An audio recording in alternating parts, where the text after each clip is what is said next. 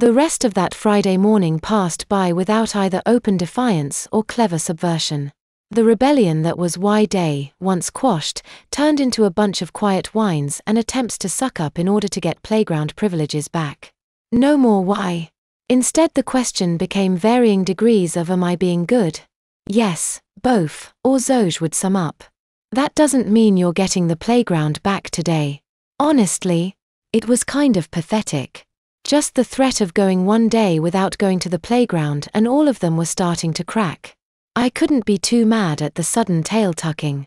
All it had taken to put the fear of both into me was the threat that I might have to walk to the cafeteria in nothing but my monkeys. Nap time came and went, but had been no longer than usual. Those of us who could fall asleep after a bloating lunch of spaghetti and meat sauce did so. No chocolate milk was handed out, the true sign of the Amazon's displeasure. I managed to stay awake staring up at the ceiling. I wasn't afraid to sleep. I'd come to the conclusion that the gentle music both would sometimes play in low barely perceptible volumes was not subliminal or hypnotic, just boring. I just wasn't tired. Occasionally, I'd roll over and look at Shauna, also staring at the ceiling. She'd sometimes roll over and face me, we'd make eye contact briefly and then one of us would turn away. All the excitement of waiting at a bus stop. It was still more interesting than Tommy in the other nearest crib. Tommy was asleep. Every now and then, I'd see him paw at his face or smack his lips. I started placing bets with myself on how long before he started sucking his thumb. No one talked. The baby monitor right by the door would pick up anything louder than a fart. It was an older model than the one in my nursery, but it would keep both aware of any and all conspiracies and whispers. We did not languish in our cells the rest of the afternoon, however. The threat of an extended or prolonged nap time did not manifest. Just like every other day that week, we were taken out of the cribs, changed, and then made to wait for the process to be repeated down to the last not quite mindfucked prisoner. And Ivy, too, I guess. I did my best to hide my own grimaces of disbelief. As much as I resented her on a personal level, there was also a little bit of professional training that was also shaking its metaphorical head at her. She'd made a threat of withholding playground time for our disobedience. If she didn't follow through with it, there'd be less of a reason for the class to take future threats seriously. Getting us out of the cribs after mentioning that we'd have a much longer nap time was such a Bush League move. Perfect. Underestimate us. Don't follow through when they're cute, and the prisoners would just learn to act cute when they were in trouble. The exact wrong type of lesson to teach. It's why I winced when Billy had the gall to ask, "Are we getting to go to the playground?" Goddamnit, Billy. Never correct your opponent when they're about to make a mistake. As it turned out, Both wasn't going to make that kind of mistake. She wasn't going to force us to wait in a prolonged and restless timeout. She was going to do something much worse. Mrs. Zoj and I gave it some thought while you were down for your naps, and we decided that keeping you in your cribs for nap time longer than usual wouldn't be fair. A collective cheer went up. I held my breath. You still haven't earned your playground time, she said. Cheers immediately turned into groans. Zoj turned on the classroom projector and shined it onto the board. Are we going to get to watch a movie? Annie asked. If we were, we certainly weren't now that she said something about it. Not quite, Both replied. You might not be going outside, but you still need your exercise. The screen synced with Both's classroom desktop and an Usbox video was paused, just past the opening credits. Frozen in place were a man and a woman, Amazons likely, standing on a hardwood floor. Behind them was a mirror wall with a wooden rail running along it horizontally to the floor. In other words, a generic dance studio. Based on the neon colors of their unitards, the ladies' big curly hair, the pastel trim on the walls, and the faded quality of the footage signaled that this show was anything but new. I was very likely in diapers the first time around when this schlock was filmed, even if I didn't know what schlock it was. I might not even have been born, yet it looked so terribly retro. Oh no. Sandra Lynn moaned. Why? Ivy just sighed and looked deflated. Evidently it had been a while since both had broken out this particular punishment. Spread out and give each other room so that everyone can move and see. Even as we complied, Sandra Lynn repeated herself, "WHO." It wasn't a question. Neither was it a challenge or attempt at subversion. This why was the whining plea of desperation, the call out to an unlistening higher power to intervene on one's behalf. No help was coming.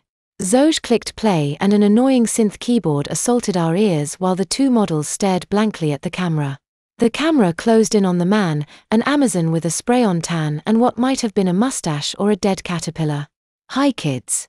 It's your old pals Newton and Olivia." He better have been a fantastic workout instructor, I thought, because the man sure wasn't an actor. The camera swung over. "Are you ready to work up a sweat, stretch it all out and have fun?" New. More of us were joining in. It wasn't going to fix anything, but when complaining is your only avenue, you take it. Then let's dance's eyes. I quickly realized that the reason I hadn't seen this particular video before, it was awful. Just plain awful. I have since learned that Dancer's Eyes was, in fact, a single-season workout program aimed at promoting physical fitness for children and adopted littles. It was sold to Pennycade and ran in syndication for nearly 5 years before an executive decided to pull the plug and take it off life support. It claimed to combine elements of ballet, yoga, and aerobics to a hip soundtrack that would really make children of all ages want to get out there and dance. In my personal, unbiased opinion, it counts as psychological and physiological torture. I don't know who the target audience should have been, but it wasn't actual children, and it certainly wasn't littles used to the playground. "Let's do some plies." The woman, Olivia, strained while smiling. "Assume first position. Up on your toes." You heard her. Both said. "Let's do this." Newton started counting. Ply 1 2 3, up 1 2 3. Ply 2 2 3, up 2 2 3. Only 6 more to go. Olivia beamed. The groans and moans from our little audience almost drowned out the cheesy synth soundtrack that was put in place for anything that might have merited a royalty fee. Yug. Why? That's right. Feel the burn. Don't forget to tuck those tailbones. Ballet is hard. There's a reason there are so few professionals. It's also impossible to do well dressed like a toddler. Even with perfectly clean and dry diapers, not yet swollen or expanded from use, it's difficult. Graceful is not a word that would be used to describe us. Chaz, our classroom crawler, got no reprieve either. Zoj placed 2 chairs beside him facing out and hovered over him ready to catch him. Apparently, Chaz's reduction to Rugrat was a matter of impaired balance and equilibrium instead of weakened leg strength. Their chairs might have offered him some support, but not enough to stop the intense burning we were all feeling. Why? The jumping jacks, running in place, torso, and place toe touches came fast and furious. That's right, kids. Keep it up. You're doing great. Really get the blood pumping. Why? Newton and Olivia weren't even sweating. They either did all of this in multiple takes that were masterfully edited together to make it look easy, or they were on drugs. Based on the glazed-over looks in their eyes and the 2 wide smiles, it was probably drugs. I was at least able to keep up with the yoga segments. The downward-facing dog transitioned naturally into the child's pose, which was just a quick segue into cat stretches. All of that was just a resting warm-up for the push-ups, sit-ups that followed. "I'm so pumped," Olivia said. "I think I could do 50. 50? Why not 100? Newton smiled back. "Wanna race? You're on. Let's go, kids." No. I did not do that many push-ups or sit-ups. No one did. "Keep going, guys," both nagged at us. "This is your exercise for today. You don't have to keep count, but do your best." To show off, both spread out on the carpet in front of everyone and started keeping pace with the 30-something-year-old workout tape. "See? I'm doing it too. Whyyyyyy. I might be bragging on myself, but I felt great. I was panting, and burning, and sweating with the rest of them, but I was exhilarating in it. This bizarre and painful workout was the most adult thing I'd been allowed to do all week. Even with the terrible keyboard notes and the way 2 peppy voices egging kids on to do the impossible, it still felt like I was being treated closer to a 30-something in boot camp than a naughty child. The marathon ended and the 2 Amazons on screen climbed to their feet. "Now that we're all warmed up," Olivia smiled. "Let's dance. Whyy hi. The classroom became a herd of yowling cats. The whys were of the damned. To my classmates, this was torture. They were Sisyphus, forced to push a boulder up a hill unless someone saw up his too short skirt, and then he had to start over for all eternity. They were Tantramus, forced to stand in a river of pudding that would forever lower whenever he went to scoop up a glob, and a bottle that was just out of his grasp being hung directly overhead. Amazon and Grecian myths are messed up. Point being deprived of their precious playground time was punishment for my classmates. Having to dancer's eyes was torture. If not for my own stubbornness and pride, I would have agreed and joined in with the moaning and groaning. 5, 6, 7, 8. The screen froze. Bof was back up and standing in front of the class. We all stopped, aching and sore and panting. Bof looked at a clock on the wall. It looks like we've got about 10 minutes left before we have to get everybody ready to go home, she announced. You all were very good just now. Would you like to finish the workout video? No, came the response. Would you like to get some fresh air and go play on the playground? Yee. A small, knowing smirk crept into both.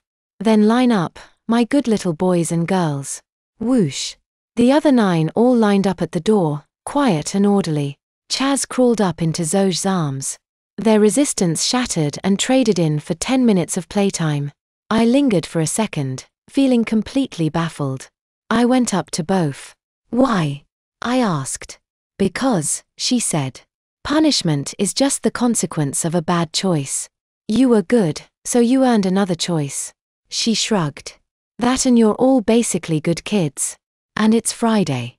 Feeling defeated, I shuffled into line and went outside with the rest of them.